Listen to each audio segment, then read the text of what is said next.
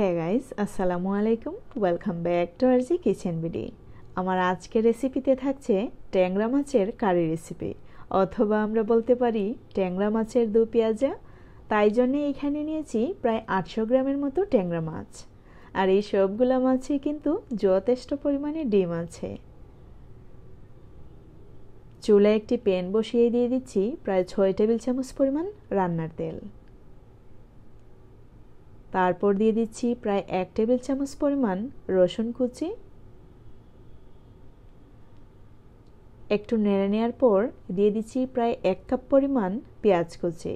চেষ্টা করবেন পেঁয়াজ কুচি ইউজ করার, আর আপনাদের যদি ভালো লাগে অবশ্যই পেস্টও ইউজ করতে পারেন।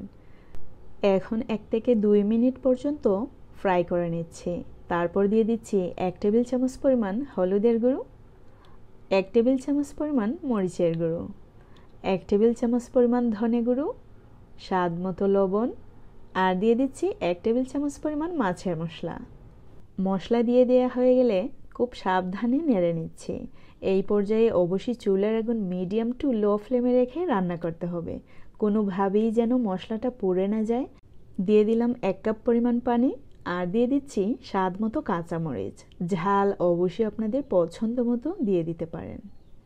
চুলার আগুন অবশ্যই এই পর্যায়ে এসেও মিডিয়াম টু লো ফ্লেমে রাখতে হবে, কোনোভাবেই যেন পেঁয়াজের কালার চেঞ্জ হয়ে না যায়, কোনো মশলাটাই যেন পুড়ে না যায়। দিয়ে দিলাম মাছ দেওয়ার সাথে সাথেই কিন্তু খুব ভালো করে নেড়ে নিতে হবে। যখন অনেকটাই জাল হয়ে যাবে তখন কিন্তু আর নাড়া যাবে না, মাছগুলা কিন্তু ভেঙে যাবে। দিয়ে দিলাম পরিমাপ মতো পানি, যে যতটুকু ঝোল খান ঠিক ততটুকুই ইউজ করবেন।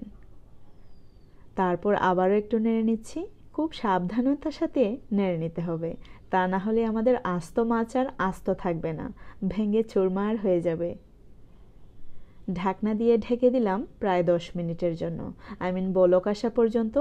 আর কাঁচা মাছ কিন্তু রান্না করা খুব সহজ, খুব তাড়াতাড়ি হয়ে যায়। এই পর্যায়ে দিয়ে দিচ্ছি প্রায় 3 টেবিল চামচ পরিমাণ লেবুর রস। আপনারা যদি চান অবশ্যই লেবুর রস স্কিপ করতে পারেন, আমার ভালো লাগে তাই আমি দিয়েছি। আপনাদের ভালো না লাগলে অবশ্যই স্কিপ করতে পারেন। দিয়ে দিচ্ছি ধনেপাতা কুচি।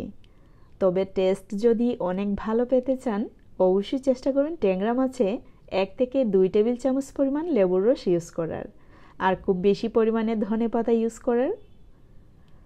তারপর ঢাকনা দিয়ে ঢেকে দিলাম। 2 থেকে 3 মিনিট পর আপনাদেরকে পরিবেশন করে দেখাচ্ছি। দেখতে পাচ্ছেন মাছগুলা কিন্তু আস্ত রয়ে গেছে। আমাদেরকে অবশ্যই সাবধানতার সাথে রান্না করতে হবে।